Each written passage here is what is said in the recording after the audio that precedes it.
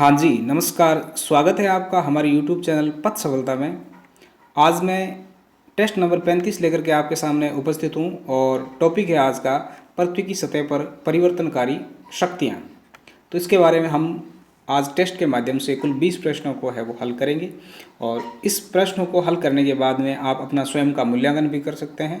तो निरंतर बने रहे हमारे यूट्यूब चैनल के साथ। अगर आप हमारे चैनल पर पहली बार आए हैं तो प्लीज़ जो रेड बटन दिख रहा है उसको प्रेस करके चैनल को ज़रूर सब्सक्राइब कर लें। सब्सक्राइब करने के बाद में पास में बनी बेल आइकन ज़रूर प्रेस करें। प्रत्येक आने वाले वीडियो को ज़्यादा से ज़्यादा शेयर करें, लाइक करें और अपनी अमूल्य उचित राय हमें कमेंट बॉक्स के माध्यम से ज़रूर प्रेषित करें। तो शुरू करते हैं आज के वीडियो का पहला प्रश्न। पहला प्रश्न है, निम्नलिखित नदियों में से कौन सी एक अग्रव डेल्टा बनाती है? कौन सी एक नदी है वो अग्रव डेल्टा बनाती है? तो विकल्प है आपके मिसिसिपी, नाइजर, नील और टाइबर। तो इस प्रश्न का सही उत्तर है विकल्प नंबर 4। विकल्प नंबर 4 है वो इस प्रश्न का सही उत्तर है।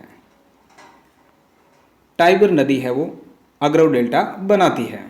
चलिए अगला प्रश्न है, निम्नलिखित कथनों में से कौन सा एक सही है? एक क्षेत्र जो हिम नदित नहीं हुआ है, एक क्षेत्र जो हिम नदित नहीं हुआ है उसके बारे में हमें सही है वो बताना है। तो विकल्प है आपके लटकती घाटियां प्रदर्शित कर सकता है, हिमजगहर और पिरामिड शिखर प्रदर्शित कर सकता है, ड्रमलिन्स प्रदर्शित कर सकता है, वी आकार की घाटियां प्रदर्शित कर सकता है। तो इस प्रश्न का सही उत्तर होगा विकल्प नंबर 4, वी आकार की घाटियां है वो प्रदर्शित कर सकता है। चलिए अगला प्रश्न है, पर्वत के उच्च भाग पर हिमनद अपरदन द्वारा निर्मित कटोरे के आकृति का अवनमन कहलाता है। कटोरे के आकृति का अवनमन कहलाता है। तो विकल्प है आपके हिमनद द्रोणी, गुंजन जिसे हम कहते हैं, लटकती घाटी और सर्क।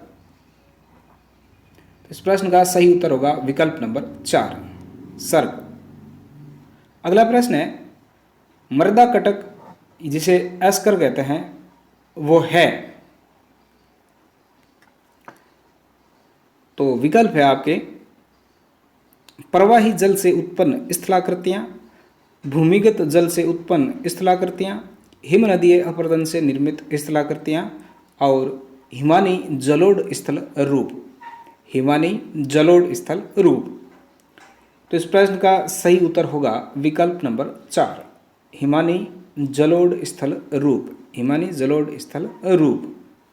चलिए अगला प्रश्न है, नुनाटक निम्नलिखित प्रक्रिया द्वारा निर्मित होती है? नुनाटक निम्नलिखित प्रक्रिया द्वारा निर्मित होती है, यानी किस प्रक्रिया द्वारा है वो नुनाटक निर्मित होती है? तो विकल्प है आपके हिमनदीय, प्रवाही जल, सागरीय और पवनकारीय। तो इस प्रश्न का सही उत्तर होगा विकल्प नंबर 1, हिमनदीय। अगला प्रश्न है, यारडंग जिसे यारडांग भी कहते हैं बनने का प्रमुख कारण क्या है? यारडंग बनने का प्रमुख कारण क्या है? विकल्प है आपके वायु द्वारा अपरदन, वायु द्वारा अपरदन, वायु द्वारा निक्षेपण, वायु द्वारा परिवहन या इनमें से कोई नहीं। तो यारडंग है वो वायु द्वारा जो अपरदन होता है उसके द्वारा यारडंग है वो बनता है। वायु का एक स्थान से दूसरे स्थान पर उड़ करके चले जाना अपरदन कहलाता है। अंधी घाटी का निर्माण किसके द्वारा होता है? अंधी घाटी का निर्माण किसके द्वारा होता है? तो विकल्प है आपके हिमानदी या हिमानी कह सकते हैं उसके, हिमानी लिखने में अशुद्ध हो गया, हिमानी है। हिमानी नदी, समुद्री लहरें और भूमिगत जल। तो इनमें से किससे अंधी घाटी का निर्माण है वो होता है? तो अंधी घाटी का निर्माण भूमिगत जल से होता है। इस प्रश्न का सही उत्तर होगा विकल्प नंबर 4। अगला प्रश्न है, खुले नदमुखों के घसान से, खुले नदमुखों के धसान से संबंधित तट है? संबंधित तट कौन सा है खुले नदमुखों के धसान से? तो विकल्प है आपके रिया, फ्योर्ड, हेफ, डालमेशियन। तो इस प्रश्न का सही उत्तर होगा विकल्प नंबर 1, रिया। अगला प्रश्न है, निम्नलिखित में से कौन सी नदी विषुवत रेखा को 2 बार पार करती है? निम्नलिखित में से कौन सी नदी विषुवत रेखा को 2 बार है वो पार करती है? जैसे ये विषुवत रेखा है और यहाँ से इधर जाती है, फिर वापस ऐसे इधर आती है, तो 2 बार है वो पार, कौन सी नदी है वो करती है? तो विकल्प है आपके अमेजन, कांगो, नील और जेम्बोजी। तो इस प्रश्न का सही उत्तर होगा विकल्प नंबर 2, कांगो नदी है वो विषुवत रेखा को 2 बार है वो पार करती है। चलिए अगला प्रश्न है, अंधी घाटियां इसकी क्या विशेषताएं हैं? अंधी घाटियों की क्या विशेषताएं हैं? अंधी घाटियां विशेषताएं हैं तो विकल्प है आपके मरुस्थलीय स्थलाकृति की, नदीकृत स्थलाकृति की, हिमानीकृत स्थलाकृति की और कार्ट स्थलाकृति की।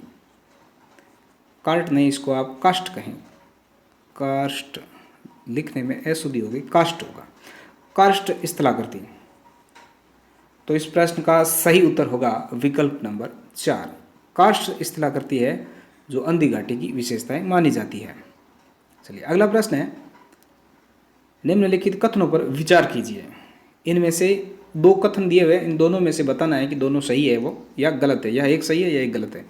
तो इसमें विकल्प है आपके, अनेक पर्वतीय नदियों की वी आकार घाटियों के विपरीत हिम नदीय घाटी सतहें चपटी और उनकी भित्तियां अति प्रवण होती है। ऑप्शन 1 ए है ये। ऑप्शन बी है, नदियों के विपरीत तट रेखाओं की के घाटी हिमनद अपने घाटी सतहों का समुद्र तल से कहीं अधिक गहरे क्षरण करते हैं। तो इस प्रश्न के विकल्प देखें हम तो दिए हुए कुछ इस तरीके से हैं कि या तो केवल ए सही है या केवल बी सही है, ए और बी दोनों सही, या ना तो ए सही ना बी सही। तो इस प्रश्न का सही उत्तर होगा विकल्प नंबर 3, ए और बी दोनों सही है। अगला प्रश्न है, मरुस्थल प्रदेश में अवशिष्ट गिरि जाना जाता है, अवशिष्ट गिरि है वो जाना जाता है। तो विकल्प है नवांतः साई, इंसेलबर्ग, प्लाया या पेडिमेंट। तो इस प्रश्न का सही उत्तर होगा विकल्प नंबर 2, इंसेलबर्ग। अगला प्रश्न है, निम्नलिखित में से कौन सी एक भू आकृति नदी के पुनर्युवन का परिणाम नहीं है? नदी के पुनर्युवन का परिणाम नहीं है। तो विकल्प है अधः कर्तित विसर्प, निक प्लाइंट, गोखुर झील और नदी वेदिका। नदी वेदिका। तो इस प्रश्न का सही उत्तर है विकल्प नंबर 3, गोखुर झील। अगला प्रश्न है, निम्नलिखित में से कौन सा ज्वालामुखी क्रिया से संबंधित नहीं है? तो विकल्प है लहर, लेपिली, टेफ्रा और टाल्स। तो इस प्रश्न का सही उत्तर होगा विकल्प नंबर 4, टाल्स है वो इस प्रश्न का सही विकल्प होगा। अगला प्रश्न है, प्राप्ति अवस्था के आधार पर निम्न में से कौन सी स्थलाकृति अन्य से भिन्न है? प्राप्ति अवस्था के आधार पर निम्न में से कौन सी स्थलाकृति अन्य से भिन्न है?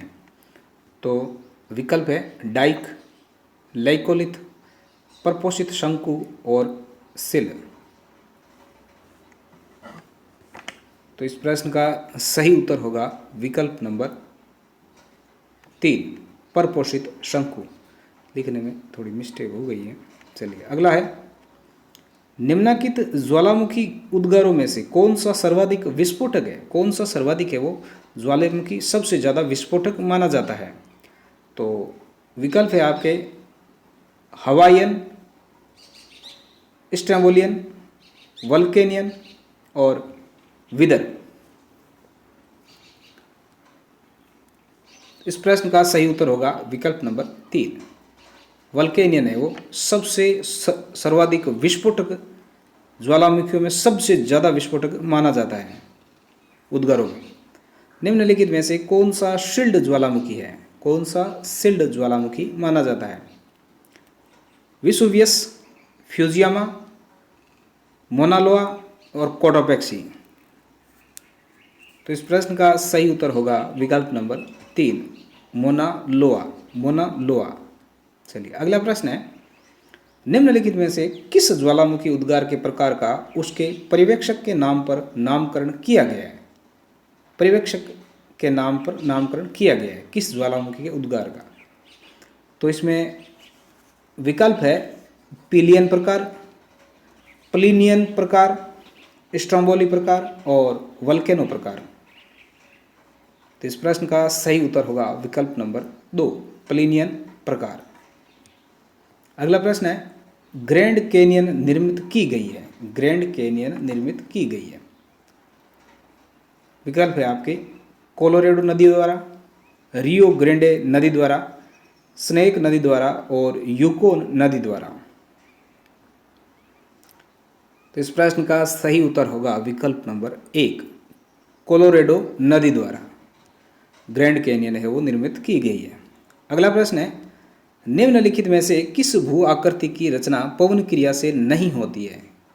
किस भू आकृति की रचना है वो पवन के द्वारा जो क्रिया करके नहीं की जाती है? तो विकल्प है आपके बुटेस, लाइपिज, इंसेलबर्ग और यार्डान्स। तो इस प्रश्न का सही उत्तर होगा लाइपिज। लेपिज की है वो रचना, भू आकृति है वो पवन की क्रिया से नहीं की जाती है। चलिए आज के टेस्ट के जितने प्रश्न 20 प्रश्न थे आपके कंप्लीट हो गए हैं और इन प्रश्नों को आप बहुत अच्छे तरीके से एक बार 2 बार पुनः रिवीजन करें। इस वीडियो को ज़्यादा से ज़्यादा शेयर करें और प्रत्येक आने वाले वीडियो को लाइक करें, कमेंट करें। मिलते हैं अगले वीडियो में, तब तक के लिए नमस्कार, जय हिंद।